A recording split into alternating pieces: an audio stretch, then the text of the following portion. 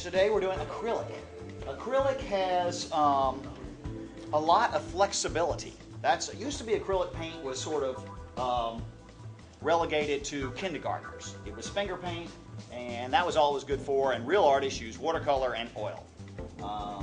And I still love watercolor, and I used to paint in watercolor and oil because I tried acrylics when I was in school because it's less toxic than oils, and it's easier. It's easier.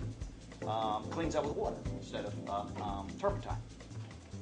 But over the years, the chemists, mainly at a couple companies like Golden and Liquitex, have really spent a lot of time improving the chemical makeup of the paint. And they've gotten to be great. Especially, well, really all acrylics have improved dramatically, but some acrylics are really fantastic in what they can do. And what's great about them is either you can use them like watercolors and paint just like a watercolor artist, or close to watercolor artist, very transparent with layers, or you can use them really thick and paint with them like oil paints. So I'm going to try to show you both things today.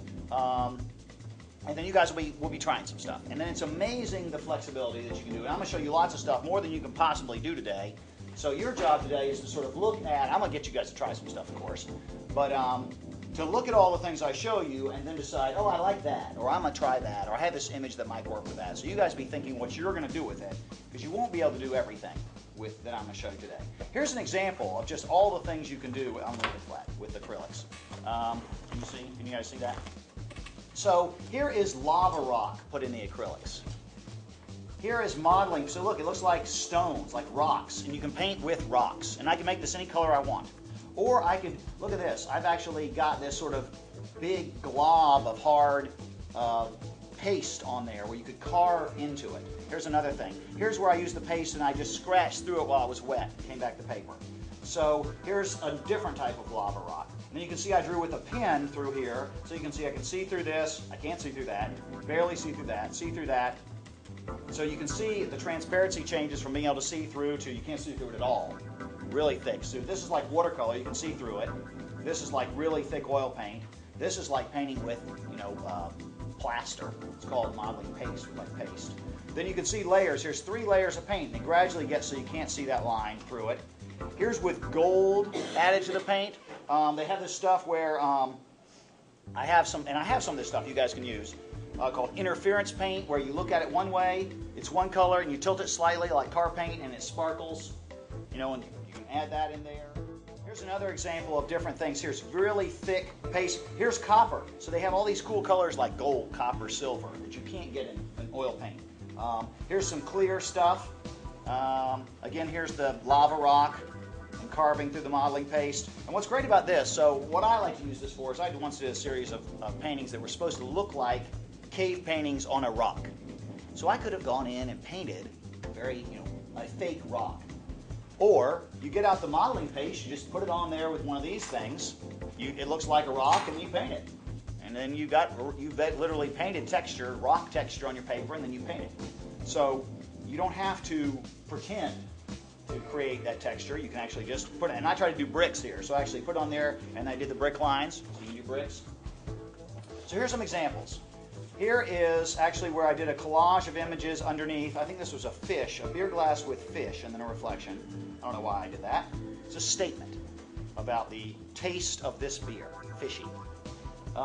So you got your beer glass and the reflection. So I put that on top of a piece of construction paper. Then I used this gold paint with this stuff called glazing medium to make it see-through. Put that over there with the gold, and then I just put this stuff called gel medium, one of these things I'll show you, to make it very not see-through, very opaque, and splash it on there. Oh, and then here's some things. Here's some, I used colored pencil, and I put acrylic over colored pencil. Here's where I did white. Look at how I put the white on there, and then I put the green over it, so you can still see the black and the white, but you just tinted it with green. All kinds of different things on the back there. Here's some examples of students. Here's a menu that someone did of a wine glass turned into a menu. I need to quit turning it over. Here is religious piece with acrylic. I think there's colored pencil on the top of this. That was a religious illustration. Here is a restaurant illustration. I think they might have put some charcoal on top of this, but it's all acrylic paint. This is a splatter, lots of splatter with acrylic. You can do all the things with acrylic that we did with ink. So you can splatter, you can drip, you can layer. Here's an example of what a student did. This is the acrylic painting they did for me in class, and then they did it in Illustrator and used it in their portfolio.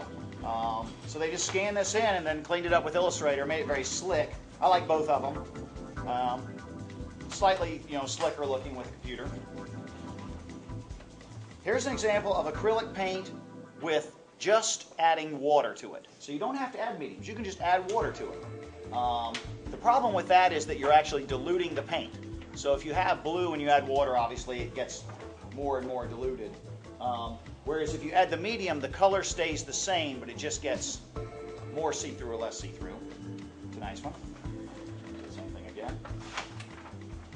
Here's an example of what you can do in your portfolio.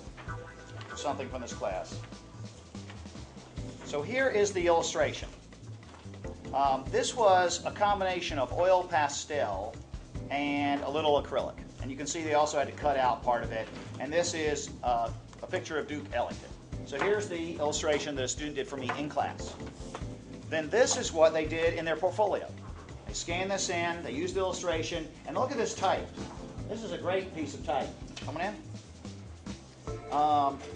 They've got the giant typeface, they have the initial cap, they have the almost another initial cap. So great use of typography. This was a great portfolio piece, and they actually did another 2-page spread after that. So this class portfolio. I think I showed you the slides of this. This was a piece of black paper with acrylic paint, and you can see the sort of the God rays coming down on this. And this is the Grateful Dead skeletons. Isn't that who this is? I don't know. Grateful skeletons dancing with the rays coming down. What's nice about acrylic is you can layer things with it and use a lot of multimedia. This woman is a marker drawing. So this was a illustration for the Art Institute of Charlotte. So here's this woman in an AI t-shirt jumping over the city of Charlotte. So the woman and the city of Charlotte are marker drawing.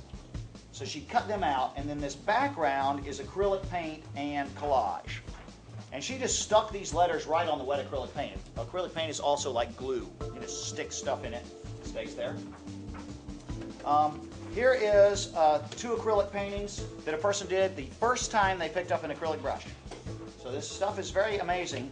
One of the things about acrylic that's helpful is just like markers. Notice the face is a set of colors. So it's basically white, and it's the same color with like blue added.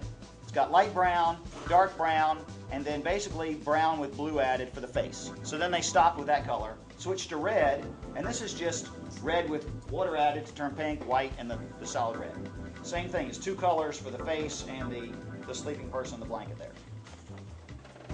That's transparent mediums. This is 2 illustrations where this person used straight acrylic paint. In fact, he would hold the tube in his hand, squeeze it, stick the brush in the top of the tube, and paint straight with this. Now I can't paint like that. But if you want to use the straight paint, this is green with adding blue, blue with adding red, red adding blue, just straight painting straight out of the tube.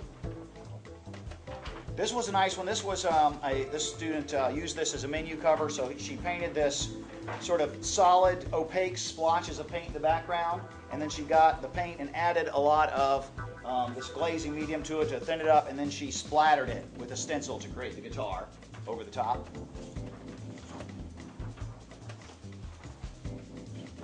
Here is an acrylic on black paper. So it's a lot of use of the black paper and then acrylic on top, and I think also some color pencil. Very minimal acrylic, almost used just very sparingly. It's mostly an ink drawing. Straight acrylic, so this is solid colors. The solid colors of acrylic, and also I think could be some marker in there. This is where you can take acrylic and use it in an airbrush, and this student actually bought a really cheap airbrush. You can buy an airbrush where you just squish the little perfume, whatever that is, like a turkey baster, and airbrush with stencils. That's with acrylic paint. This is paintings I did for a commission These were acrylic paintings. This is interesting. I don't paint flowers. I paint buildings and fires. My paintings are generally pretty macho, and I don't know. I mean, that's what people tell me. I don't paint flowers, but I had a company commission me. They saw my fires and outdoor landscapes and cityscapes, and they said, we would like you to do some flowers. And I said, okay.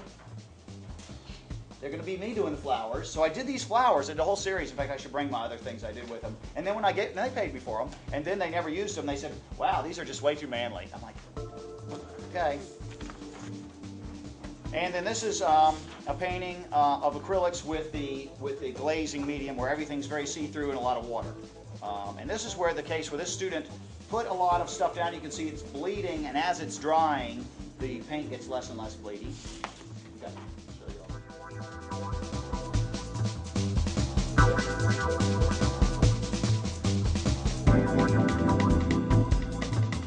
all.